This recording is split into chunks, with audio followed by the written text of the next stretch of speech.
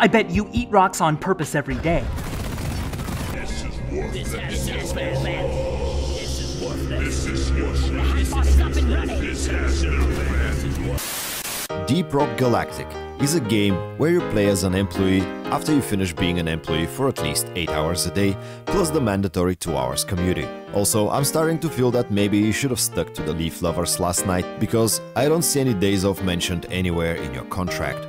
And it says here that you'll be paying for your future promotions.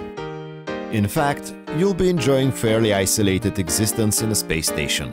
But hey, at least you have your own cabin, and the job is much better paid than your real-life one. So, fear not any work-related accidents and inevitable deaths.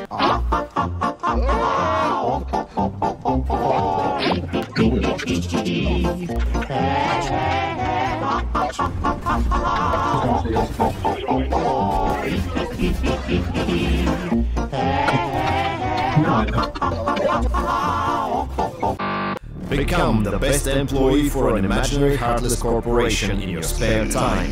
And feel free to spend all you have earned, one pickaxe hit at a time, on more amazing work equipment, beer, and the only computer game available in the whole station. But who cares? Management doesn't even bother to come here anymore, so you can do whatever you want as long as you can. Now come, relax. Search for your inner dwarf. It got really late yesterday. The pod is waiting for you. It's time to get to work. Tell me, what is the difference between rock and stone? The pickaxe is mightier than the drill. Rocks are bigger than stone, but also made of it. I checked it on Google. The minerals are in everything around us. Those who collect the minerals get all the minerals.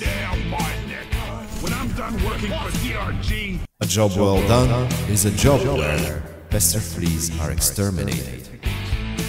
Remember, no gold left behind.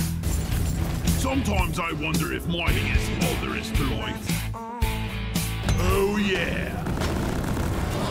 I feel like shit. Yes, the game says you're a team of miners, but you're more like the 4 horsemen of the insecticide type of kids.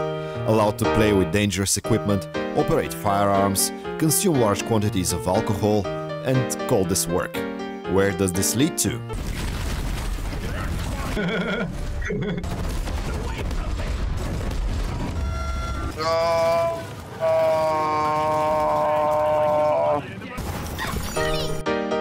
Let's say that the excuse is that sometimes there are more bugs down there than the precious stones you can extract with.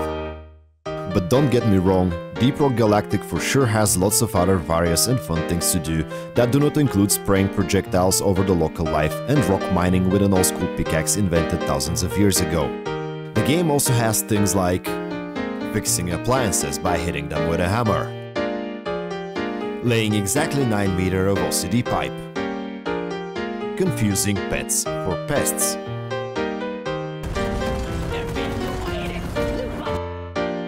all that mixed with some healthy amount of rock tossing and zipline and pipe gymnastics to keep you safe from the beer belly. But I gotta be honest, rocks can be rather boring without bugs underneath them. I just want to go back to tossing and say a few things about this unsung hero. You can toss anything of value and leave it for someone else to deal with. I discovered later on that people call it teamwork, and it's one of the peak alpha chat-based Sigma moments you can achieve. After, of course, surviving all the random disasters that the game can throw on you.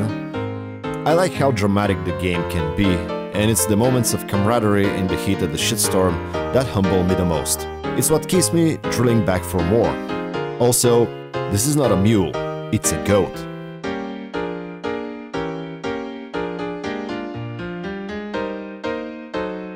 After spending enough time sniffing the cracks and crevices of Oxus 4, just like every other pop culture dwarf, I discovered the horrors of digging too deep than the recommended norm.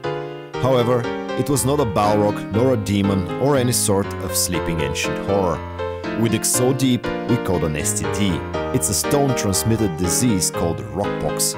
it causes stiffness in the legs and all sorts of weird outcomes in your already complicated relationship with the bugs. Even the Glyphids don't deserve this. Maybe all the drilling scrambled my brain or some Hoxie's 4 dust got into my system, because I'm sometimes sympathizing with the Glyphids. Imagine 4 noisy, constantly chattering dudes breaking in your house midday with a giant drilling machine.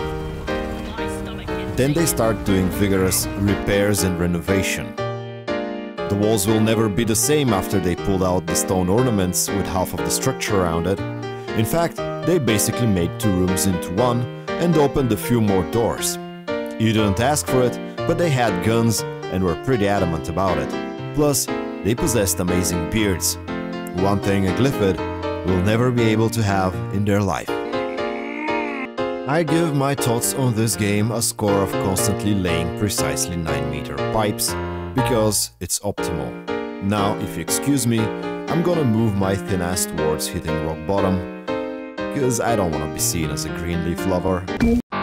Legally speaking, rocking is more legal than stoning. Eh?